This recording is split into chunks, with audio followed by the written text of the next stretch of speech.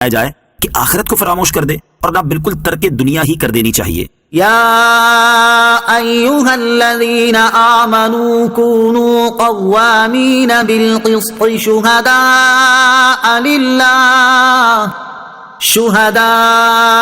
للہ ولو علی انفسکم او الوالدین والاقربین إن يكن غنيا أو فقيرا فالله أولى بهما فلا تتبعوا الهوى أن تعدلوا وإن تلووا أو تعرضوا فإن الله كان بما تعملون خبيرا۔ ترجمہ: اے ایمان والو، اللہ کے لیے گواہی دیتے ہوئے انصاف پر خوب قائم ہو جاؤ، چاہے تمہارے اپنے یا والدین یا رشتے داروں کے خلاف ہی گواہی ہو۔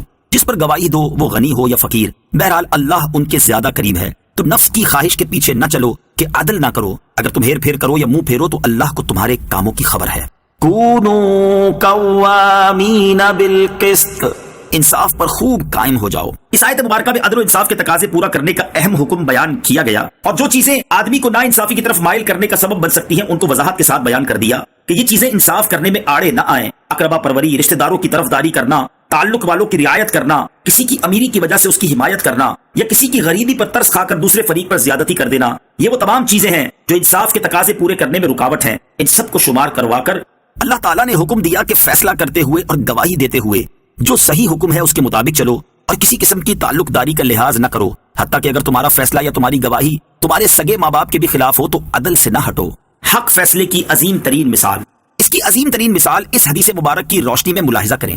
حضرت عائشہ صدیقہ رضی اللہ تعالی عنہا فرماتی ہیں، قبیلہ قریش کی ایک عورت نے چوری کی تو اس کے خاندان والوں نے حضرت اسامہ بن زید رضی اللہ تعالیٰ عنہ کو نبی اکرم علیہ الصلوۃ والسلام کی بارگاہ میں سفارش کرنے کے لیے کہا۔ حضرت اسامہ بن زید رضی اللہ تعالیٰ عنہ نے سفارش کی تو تاجدار رسالت صلی اللہ تعالی علیہ وسلم نے ارشاد فرمایا، کیا تم اللہ تعالیٰ کی حدوں میں سے ایک حد کے بارے میں سفارش کرتے ہو؟ پھر کھڑے ہوئے اور خطبہ ارشاد فرمایا، پھر فرمایا، تم سے پہلے لوگوں کو اس بات نے ہلاک کیا کہ جب ان میں سے کوئی معزز شخص چوری کرتا تو اسے چھوڑ دیتے، اور جب کوئی کمزور چوری کرتا تو اس پر حد قائم کر دیتے۔ اللہ عز و جل کی قسم، اگر فاطمہ بنت محمد رضی اللہ تعالی عنہا بھی چوری کر لیتی تو میں اس کا بھی ہاتھ کاٹ دیتا۔ یا ایھا الذین آمنوا آمنوا باللہ ورسولہ والکتاب الذی نزل علی رسولہ والکتاب الذی انزل من قبل ومن يكفر بالله وملائكته وكتبه ورسله واليوم الآخر فقد ضل ضلالا بعيدا۔ ترجمہ: اے ایمان والو، اللہ اور اس کے رسول پر اور اس کتاب پر جو اس نے اپنے رسول پر اتاری اور اس کتاب پر جو اس سے پہلے نازل کی، ان سب پر ہمیشہ ایمان رکھو، اور جو اللہ اور اس کے فرشتوں اور اس کی کتابوں اور اس کے رسولوں اور قیامت کو نہ مانے تو وہ ضرور دور کی گمراہی میں جا پڑا۔ آمنوا باللہ ورسولہ، اللہ اور اس کے رسول پر ایمان رکھو۔ یہاں اہل ایمان کو مخاطب کر کے فرمایا آمنو، ایمان لاؤ۔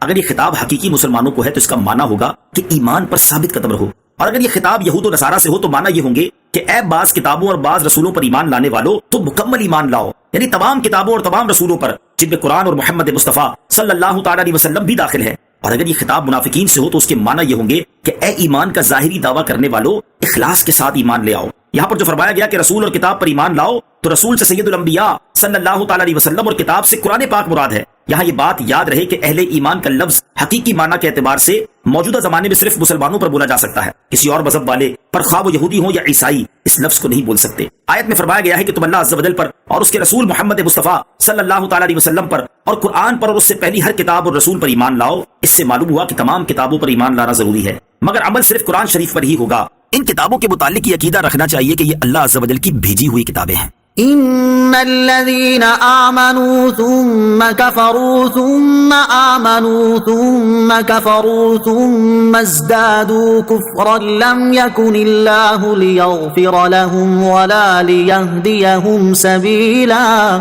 ترجمہ: بے شک وہ لوگ جو ایمان لائے پھر کافر ہو گئے، پھر ایمان لائے پھر کافر ہو گئے، پھر کفر میں اور بڑھ گئے تو اللہ ہرگز نہ انہیں بخشے گا اور نہ انہیں راہ دکھائے گا۔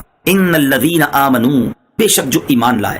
شان نزول: حضرت عبداللہ بن عباس رضی اللہ تعالیٰ عنہما نے فرمایا کہ یہ آیت یہودیوں کے بارے میں نازل ہوئی جو حضرت موسیٰ علیہ الصلوۃ والسلام پر ایمان لائے پھر بچڑے کی پوجا کر کے کافر ہوئے۔ پھر اس کے بعد ایمان لائے، پھر حضرت عیسیٰ علیہ السلام اور انجیل کا انکار کر کے کافر ہو گئے، پھر محمد مصطفیٰ صلی اللہ تعالیٰ علیہ وسلم اور قرآن کا انکار کر کے اور کفر میں بڑھ گئے۔ ایک قول یہ ہے کہ یہ آیت منافقین کے بارے میں نازل ہوئی کہ وہ ایمان لائے، پھر ایمان کے بعد کافر ہو گئے، پھر ایمان لائے یعنی انہوں نے اپنے ایمان کا اظہار کیا تاکہ ان پر مومنین کے احکام جاری ہوں، پھر کفر میں بڑھے یعنی کفر پر ان کی موت ہوئی۔ ان کے متعلق فرمایا گیا کہ اللہ عز و جل انہیں نہیں بخشے گا، یعنی جبکہ یہ کفر پر رہیں اور کفر پر بڑھیں، کیونکہ کفر بخشا نہیں جاتا، مگر جبکہ کافر توبہ کرے اور ایمان لائے تو بخشش کا مستحق ہو گیا۔ جیسا کہ ایک اور مقام پر فرمایا قل للذین کفروا ان ينتهوا یغفر لهم ما قد سلف، ترجمہ تم کافروں سے فرماؤ اگر وہ باز رہے تو جو ہو گزرا وہ انہیں معاف فرما دیا جائے گا۔ حدیث پاک میں ہے اسلام سارے سابقہ گناہوں کو ختم کر دیتا ہے۔ بشر المنافقین